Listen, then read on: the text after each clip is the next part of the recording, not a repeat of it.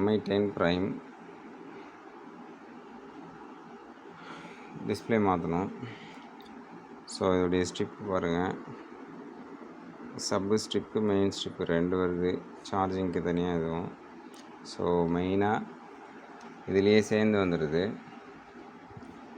So support பிரச்சனை வருது அப்படின்னா மைக்கு, ஸ்பீக்கர் அண்டு சார்ஜர் எல்லாத்துக்குமே வந்து டிஸ்பிளேலேயே வர அந்த சப் ஸ்ட்ரிப்பும் மெயின் தான் அது.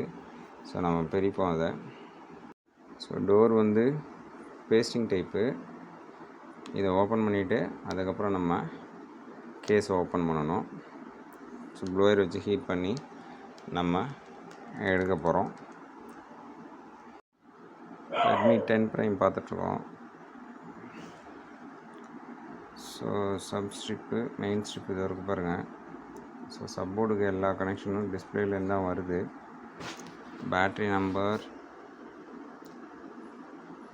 BN63. Okay, normal back door pasting type. But வந்து ஏற்கனவே டிஸ்பிளே மாற்றிருக்குறாங்க.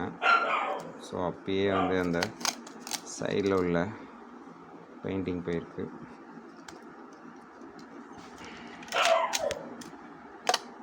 ஏற்கனவே டிஸ்பிளே மாற்றிருக்குறாங்க. ஸோ அடுத்த டிஸ்பிளே மாற்ற போகிறோம்.